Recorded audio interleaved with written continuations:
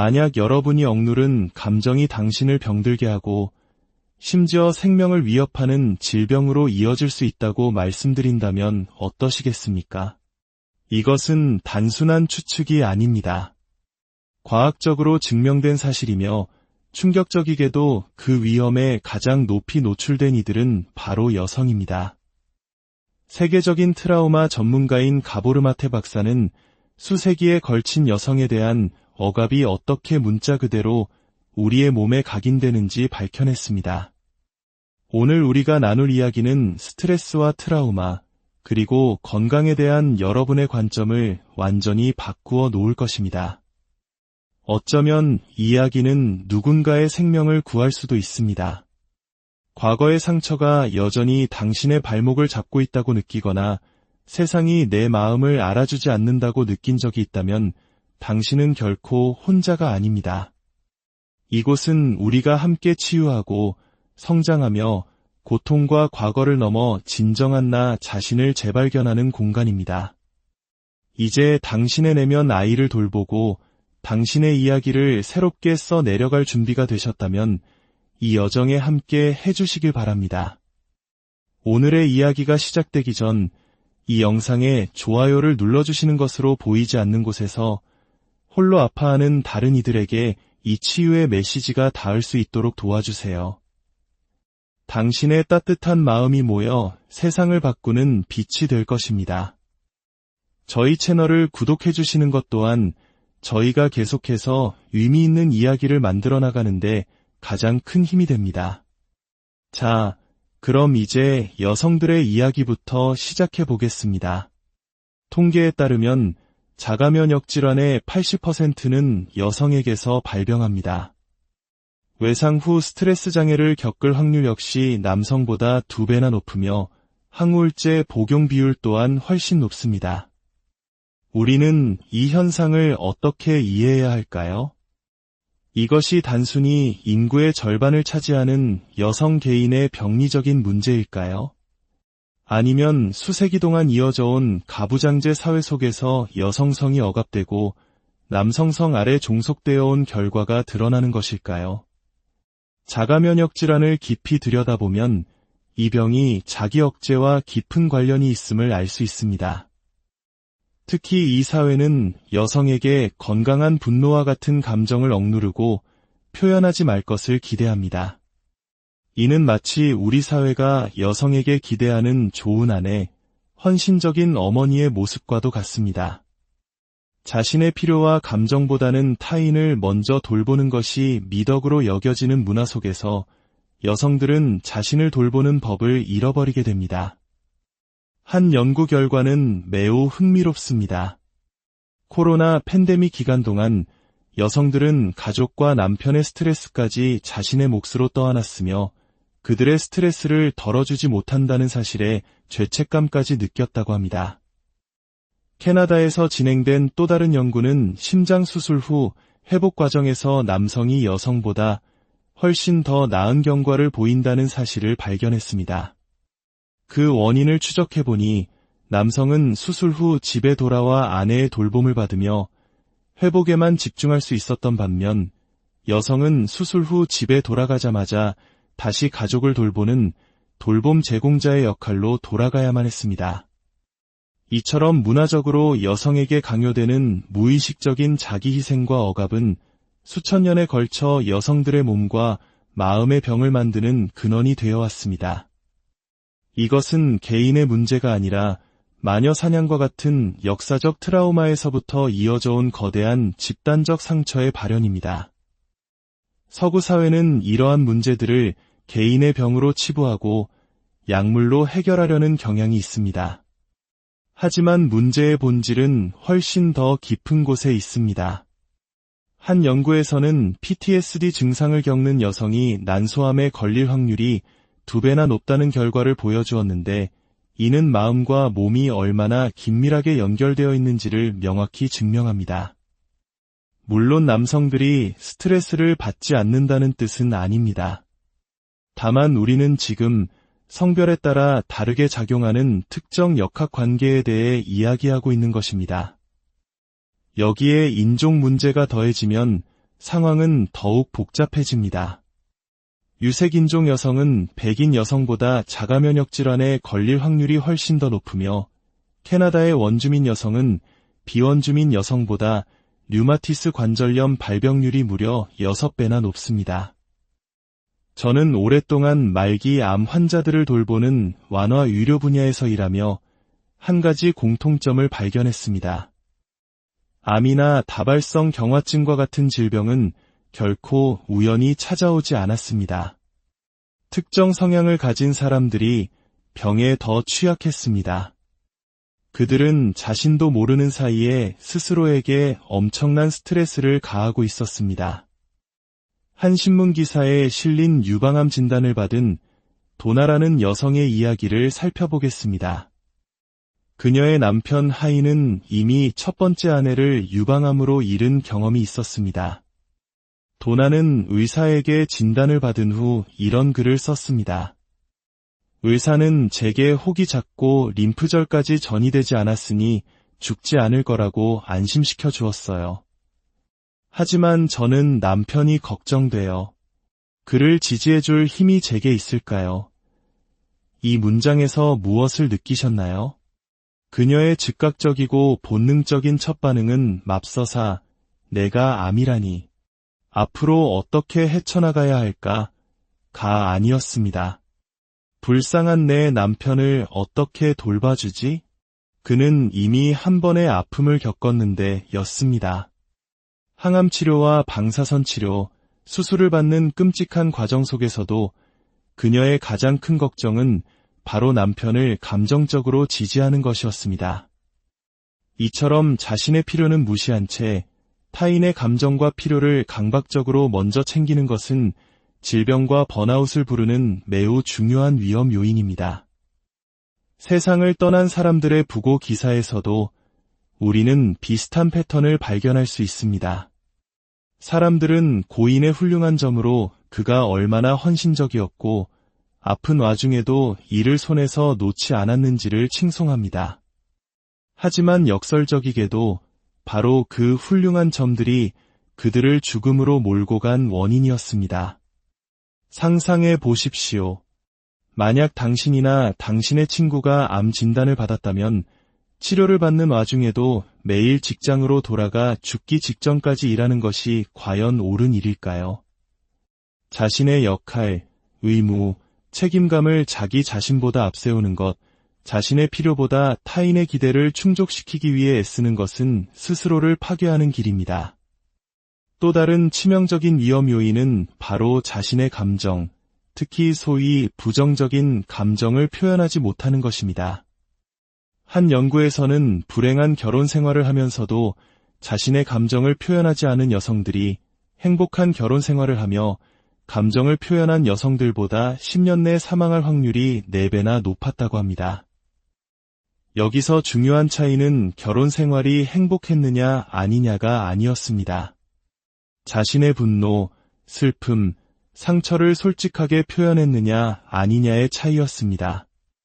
감정을 억누르는 것은 말 그대로 스스로의 생명을 갉아먹는 행위입니다.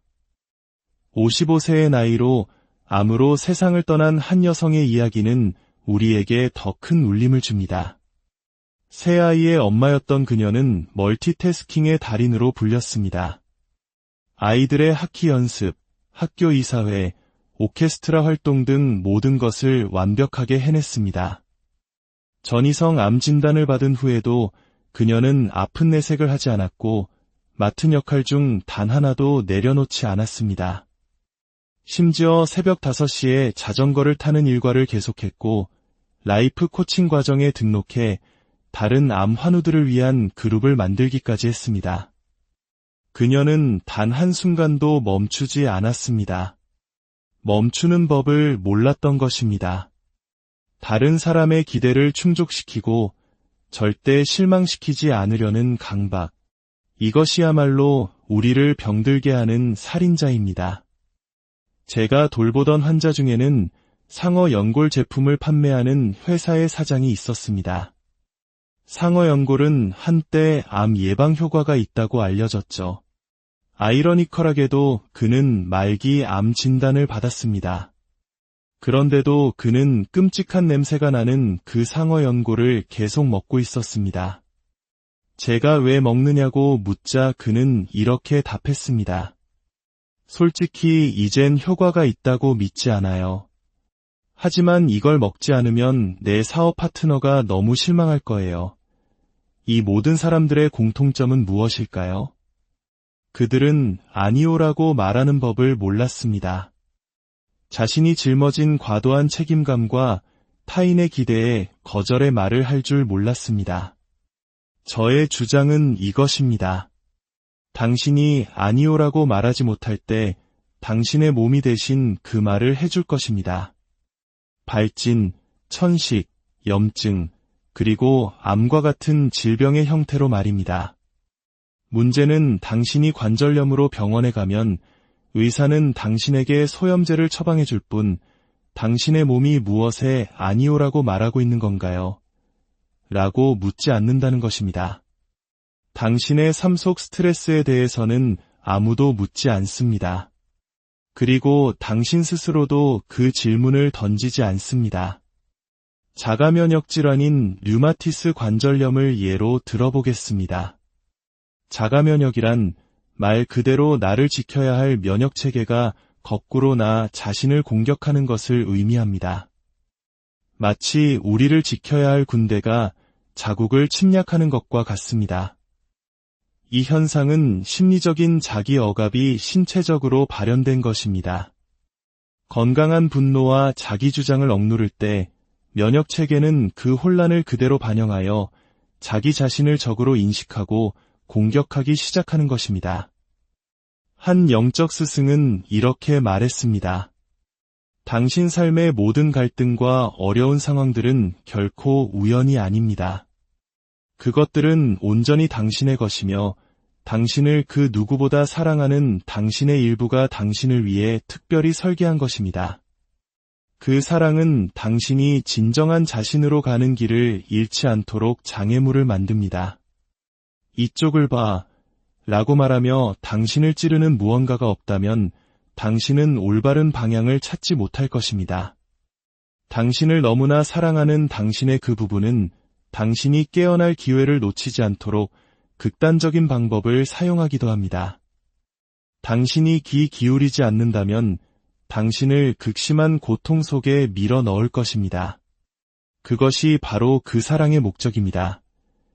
이제 비극적인 천재 첼리스트 제클린 디 프레의 삶을 통해 이 모든 이야기가 어떻게 한 사람의 인생에 구현되는지 살펴보겠습니다. 제클린은 어린 시절부터 신동으로 불렸습니다. 그녀의 연주는 너무나 감정적이어서 관객들을 울게 만들었습니다. 연주할 때 그녀의 온몸은 음악과 하나가 되었고 그녀는 첼로를 통해 자신의 모든 감정을 쏟아냈습니다. 하지만 그것은 무대 위에서의 모습일 뿐이었습니다. 실제 삶에서 그녀는 자신의 감정을 전혀 표현하지 않았습니다. 그녀는 철저히 자신을 억눌렀습니다. 결국 그녀는 27살에 다발성 경화증 진단을 받고 더 이상 화를 잡을 수 없게 되었습니다. 사실 그녀는 한 번도 거장 첼리스트가 되기를 원한 적이 없었습니다. 어린 시절 그녀는 신동이 되고 싶지 않아요. 그건 날 죽일 거예요, 라고 말했습니다. 그녀는 본능적으로 알고 있었지만 내가 그만두면 너무나 많은 사람들이 실망할 거야 라는 생각에 멈출 수 없었습니다. 7살 때 그녀는 언니에게 이렇게 속삭였습니다. 엄마에겐 비밀이야. 나 어른이 되면 걷지도 움직이지도 못하게 될 거야. 그리고 그 예언은 현실이 되었습니다. 7살짜리 아이가 왜 자신의 가장 큰 두려움을 엄마에게 털어놓지 못했을까요?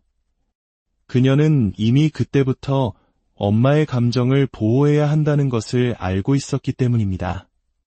그녀가 태어났을 때 어머니는 자신의 아버지를 잃고 깊은 슬픔에 빠져 있었습니다. 그리고 갓 태어난 아기 제클린에게는 엄마를 위로해주는 역할이 주어졌습니다.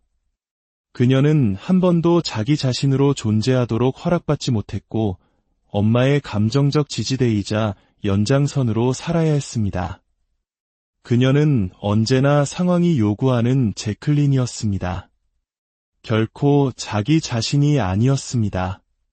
훗날 병든 제클린은 친구에게 처음 무대에 섰을 때의 느낌을 이렇게 털어놓았습니다.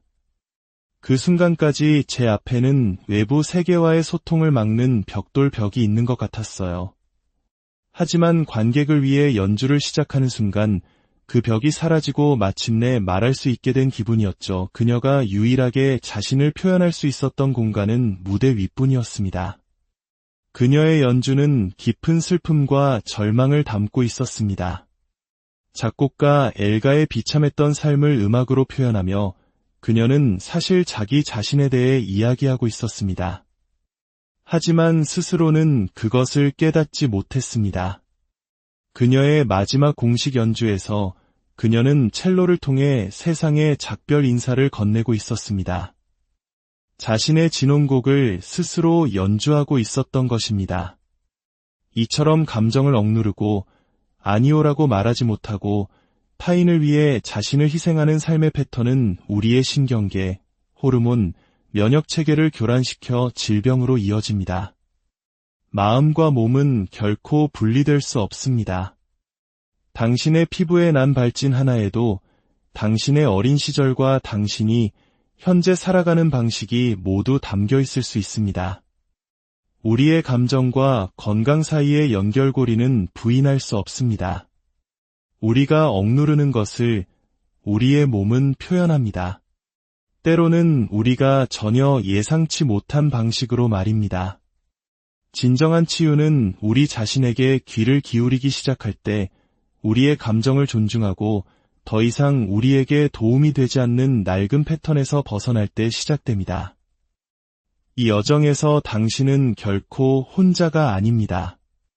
치유에는 시간이 걸리며 모든 것을 혼자 감당할 필요는 없습니다. 이 이야기가 당신의 마음에 울림을 주었다면 당신의 여정이 소중하다는 것을 기억하십시오. 자신에게 온화해지십시오. 그리고 당신을 지지해 줄 수 있는 사람들과 함께 하십시오. 기억하십시오. 당신은 보이지 않는 존재가 아니며 당신은 소중하고 당신은 결코